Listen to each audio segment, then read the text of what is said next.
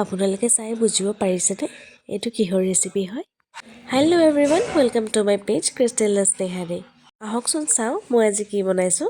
প্ৰথমতে মই আলু, পিঁয়াজ, জলকীয়া আৰু টমেটো কাটি ল'লোঁ। তাৰপিছত কেৰাহী গৰম কৰি তাত দি দিলোঁ মাষ্টাৰ্ড অইল মানে মিঠাতেল।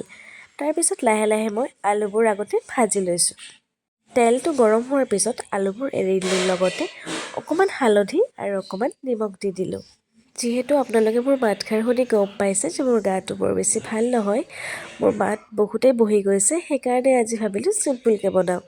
কিবা এটা খালেই হ'ল, পেট ভৰিলেই হ'ল। এইফালে মই ভাত উলিয়াই ল'লোঁ, যি কালি ৰাতিৰ ভাত আছিলে। ইমানগাল ভাত থাকি গ'ল, সেইকাৰণে ভাবিছোঁ পেলাই দিবলৈ বেয়া লাগিলে কিবা এটা বনাই লওঁ। তাৰপিছত আলুবোৰ ভাজি হৈ যোৱাৰ পিছত ইয়াত দুটামান শুকান জলকীয়া আৰু ক'লা জিৰাৰ লগতে অকণমান জিৰাও দি দিলোঁ।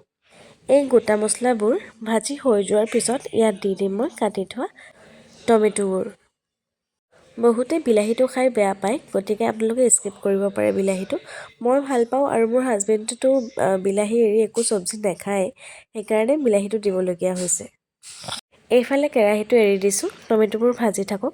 তাৰপিছতে ইয়াত মই সৰু বাতি এটাত অকণমান হালধি, যিমানটো পৰিমাণে আপোনালোকে ৰঙচুৱা কৰিব বিচাৰে সিমান পৰিমাণে হালধি লৈ ল'ব।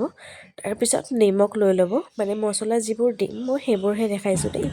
ইয়াত মই দিলোঁ 1 চামুচ নিমখ আৰু অকণমান জিৰাৰ গুড়ি, লগতে জলকীয়া পাউডাৰ অকণমান, মানে ৰঙা মিৰ্চি পাউডাৰ দিছোঁ।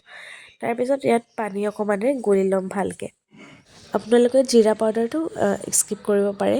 জিৰা পাউডাৰটো দিলে মানে এনেকুৱা হয় চেণ্ট এটা ভাল ওলায়, মই ভাল পাওঁ, গতিকে মই সেইকাৰণে অলপ পৰিমাণে দিছোঁ।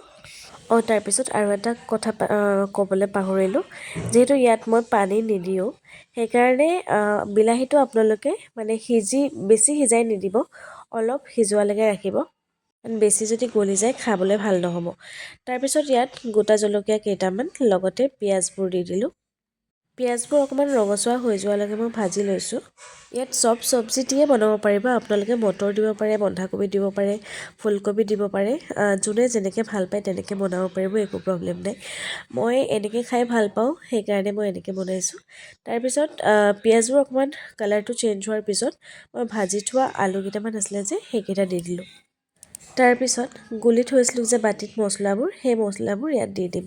মছলাবোৰ দিয়াৰ পিছত ভালকৈ মিহলাই ল'ম। বেছি এটা ভাজি নলওঁ, অকণমান মিহলাই ল'ম, কাৰণ কালাৰটো চেঞ্জ হ'ব লাগিব সেইকাৰণে। তাৰপিছত ভাতবোৰ যে মই উলিয়াই থৈছিলোঁ সেই ভাতবোৰ ইয়াত ঢালি দিম। ফেচবুকৰ লগত জড়িত হোৱাৰ পিছৰ পৰা মানে ইমানেই এটা ভাল টাৰ্মছ হৈ গ'ল মানুহবোৰৰ লগত, যে এদিন ভিডিঅ' নিদিলে সুধি থাকিব ইনবক্সত মেছেজ কৰি যে কি হ'ল বা আজি ভিডিঅ' নিদিলা যে, কি হ'ল বা আজি ভিডিঅ' নাই নেকি, আজি একো বনোৱা নাই নেকি। কি ক'ম, ভালো লাগে, সকলোৱে বিচাৰে মই ভিডিঅ' দিয়াটো। থেংক ইউ সকলোকে ইমানখিনি ছাপোৰ্ট কৰাৰ বাবে।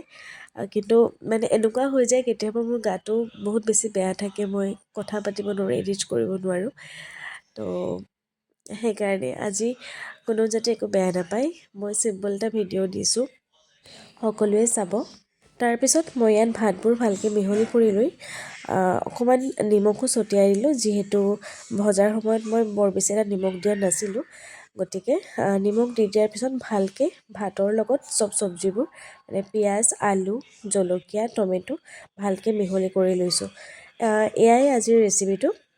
আজি দুপৰীয়াৰ সাজ ইয়াৰে খাম। কোনে কোনে এনেকৈ চিম্পুলকৈ খানা খাই ভাল পায় এবাৰ কমেণ্ট বক্সত কমেণ্ট কৰি জনাব। মই কিন্তু শ্বৰ্টকাট যদি বনাবলগীয়া হয় কেতিয়াবা মই এনেকৈয়ে বনাই খাওঁ, লগতে এটা আমলেট হৈ গ'লে আৰুৱে বেছি ভাল লাগে। গতিকে আজিলৈ ভিডিঅ'টো ইমানতেই। ভাল লাগিলে লাইক, কমেণ্ট, শ্বেয়াৰ কৰিব। ধন্যবাদ।